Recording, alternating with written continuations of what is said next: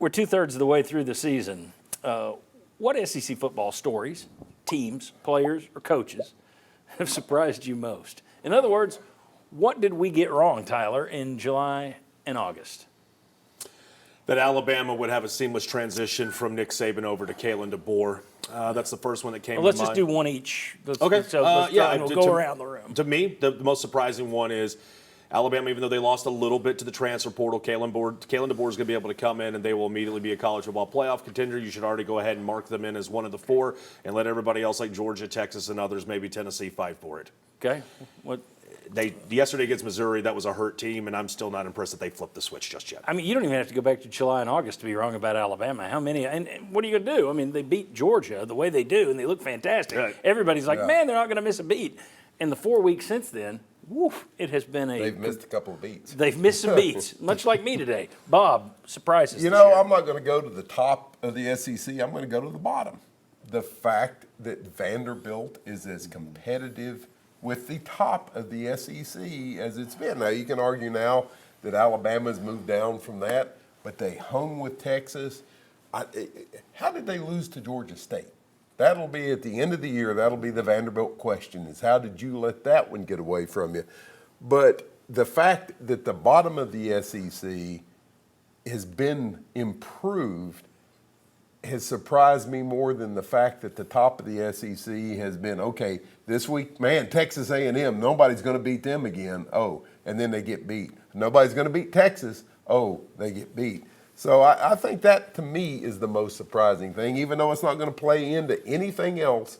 The fact that you've got Vanderbilt competitive with literally everybody in the SEC. Vince. Well, that's a great one. I guess I'll go with Oklahoma being so uncompetitive. That was my other one. And inept on offense. And look, I thought they had the toughest schedule. I thought their schedule overall, top to bottom, because of the SEC they got hosed. was more difficult than even Florida's. It was very close. But they don't even look like they belong. They look like Mississippi State in this league. Yes. So that to me has surprised me, just how far down the rankings they are and how bad they look. Well, I was picking on Will West earlier for the trash comments about the schedule. Will did pretty much beat up Oklahoma the entire offseason. So I'll give him credit. He did nail that. He saw that one coming. Their offensive line completely real. But they've also had all their receivers have been killed, and their quarterback situation. So much rides on that quarterback situation. Now, I will go one close to you. This isn't necessarily my next big one. I thought Mississippi State might have more punch this year. Yeah. I didn't think they would be the bottom of the league. I thought Vandy would be there. I thought Arkansas may be there. I thought Mississippi State would take a little step up because they got Jeff Lebby from Oklahoma, and they were going to be running the veer and shoot, the up-tempo offense. We saw what it did at Tennessee. We've seen what it does at a lot of places.